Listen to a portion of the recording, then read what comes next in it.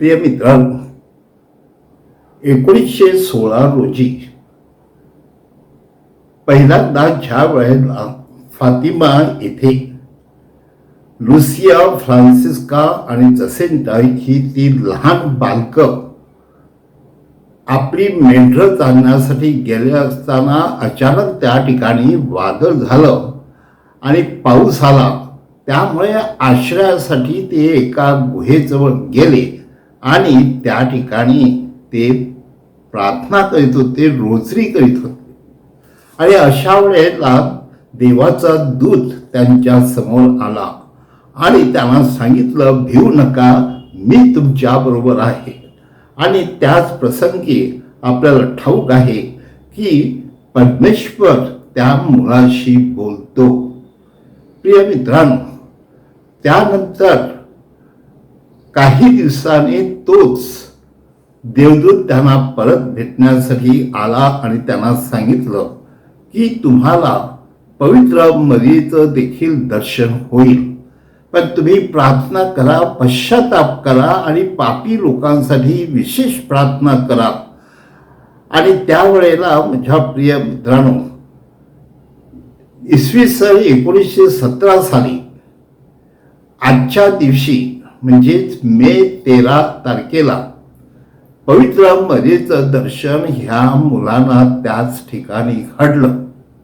आणि पवित्र मरीने त्यांना दर्शन देताना सांगितलं की प्रिय बालकांनो, तुमची जशी मनं बालकाप्रमाणे गोड आहेत तशी साऱ्या जगाची मनं गोड असावी.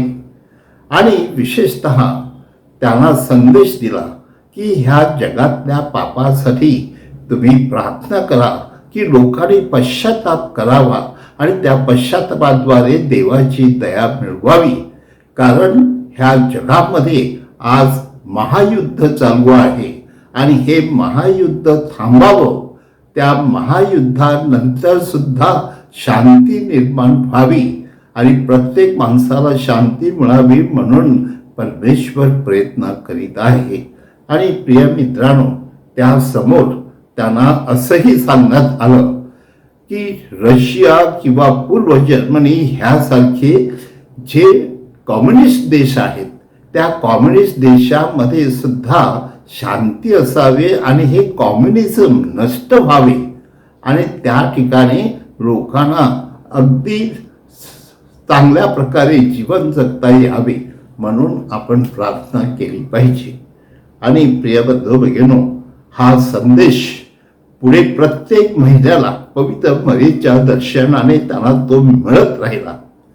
आणि आश्चर्याची गोष्ट की त्याच वर्षी जुलैमध्ये जेव्हा ते एकत्र आले, पवित्र मरीचं दर्शन घेण्यासाठी थांबले होते, तेव्हा आणखीन त्या ठिकाणी 5,000 लोक जमले की ही मुलं काय सांगतात ते पाहूया आणि खरोखर काय घडतं ते आपल्या लक्षात आणूया. आणि प्रिय बंधूंनो, त्यानंतर सुद्धा आपल्याला दिसून येतं की जेव्हा ऑक्टोबरमध्ये सगळे लोक एकत्र जमले आणि पवित्र मरीचं दर्शन त्याला शेवटचं होणार होतं, त्यावेळेला 70,000 लोक त्या ठिकाणी एकत्र जमले आणि त्यांनी पवित्र मरीचं दर्शन घेतलं. आणि पवित्र मरीने त्यावेळेला पुन्हा एकदा त्यांना सांगितलं की ह्या जगातल्या पापासाठी तुम्ही प्रार्थना करीत राहा आणि लोकांनी पश्चाताप करावा, देवाकडे वळावं म्हणून तुम्ही प्रार्थना करीत राहा. आणि शेवटी त्या ठिकाणी त्यांना असंही सांगितलं की ह्या ठिकाणी एक देऊळ उभारलं जावं आणि विशेष प्रार्थना करा अशासाठी की रशियासारखे काही देश आहेत जे कम्युनिस्ट लोकांचे देश आहेत, हे कम्युनिझम ह्या जगातून नष्ट व्हावं आणि त्या ठिकाणी लोकांना खरं स्वातंत्र्य मिळावं म्हणून तुम्ही प्रार्थना करा. हो प्रिय मित्रांनो, त्या ठिकाणी शेवटी तिसरं एक गुपित त्यांना देण्यात आलं, पण ते गुपित त्यानंतर खूप वर्षांनी म्हणजे जॉन पॉल दुसरे ह्याच्या काळामध्ये ते स्पष्ट झालेलं आहे. आणि ते म्हणजेच की पोप महाशय यांना मारण्याचा प्रयत्न होईल आणि त्यावेळेला पोप महाशय त्यातून वाचावे म्हणून तुम्ही प्रार्थना करा. आणि विशेषतः ते आपल्याला ठाऊक आहे की जॉन पॉल दुसरे ह्याच्या काळामध्ये ते घडलं आणि त्याने त्या मारेकऱ्याला क्षमा केली. हे सगळा इतिहास आपल्याला ठाऊक आहे. आजच्या दिवशी आपण पाहतो की लाखो लोक दरवर्षी ह्या फातिमाला जाऊन माऊलीचा आशीर्वाद घेतात. आणि म्हणून आपण देखील रोझीच्या माध्यमातून आपल्या बापाबद्दल पश्चाताप करावा.